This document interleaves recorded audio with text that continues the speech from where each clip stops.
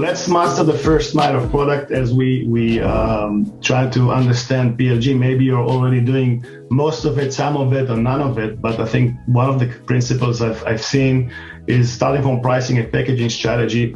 Early stage, you're not completely baked into exactly what feature functions. You can keep it high level and you can change it over time, but keep it simple and really transparent as much as possible so they understand. We tend to have a lot of vision messaging, very complex, very sophisticated intergalactic messaging of what our product does.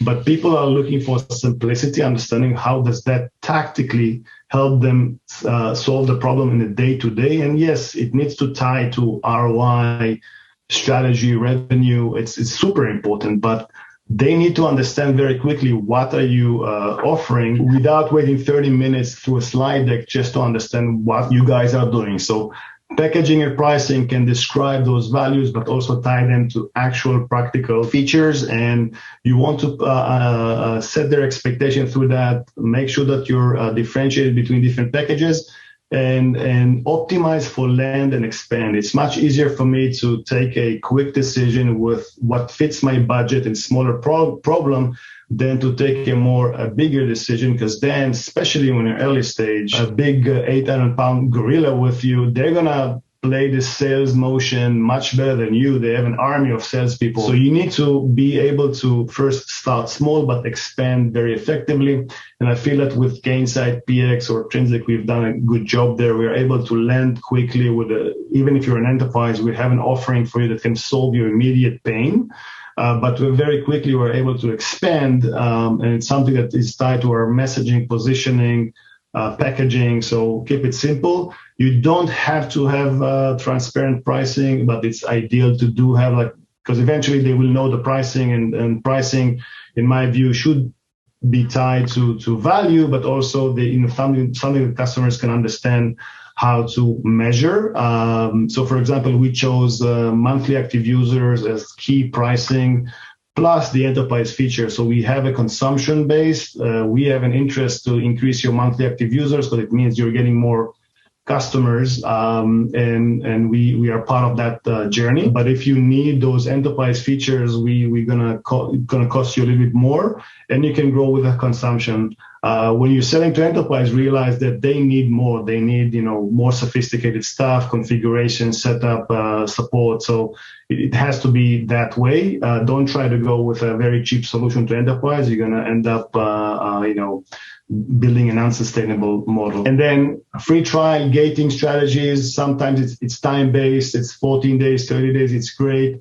You can also look at, it depends on how mature is your market. Value-based can be also an option. If, for example, if I was building a next email delivery system, which we know it's a commodity today, I might tune the trial to be the value-based. As soon as you realize how to send email with my SendGrid or whatnot, maybe that's the right timing to gate you in the free trial. But before that, just let you play with it, because you're not experiencing the first value with the product. Again, it is a balance between putting this time bomb versus making sure that the goal of a trial is to realize value. Freemium is also a common area, but you need to understand is freemium really is free or not free? Really, the barrier is your tool very, very simple and kind of a daily product that they don't need to worry about any integration or growing the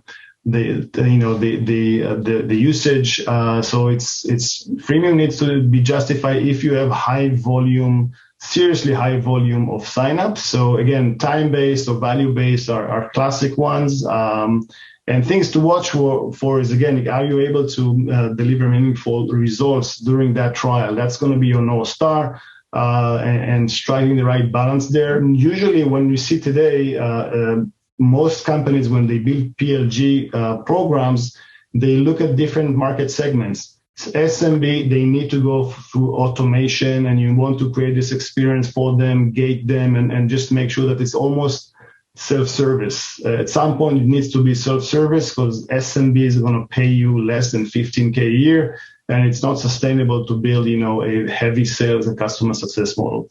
But if someone from enterprise comes in, you're still going to have that maybe low price initially, but then it's in many cases, it goes to a different journey, and most companies will engage with their SCs, sales, and so forth to make sure that now that you realize value, we realize you're an enterprise and you might have a bigger opportunity for us, but also we can help you to get there with more advanced features. So there's tech touch and high touch, and both of them can start as product led. Free trial is great both for enterprise and SMB, but when you do see a POC from enterprise, obviously you're going to prioritize your resources and you're going to try to have this high touch model as well, because it's just worthwhile for you. What we've done, by the way, and it's a nice tip, that when you're building engaging experience and you want to increase conversion of sign-up trials. So first, in many cases, the trial is a big form and you need to go to your email.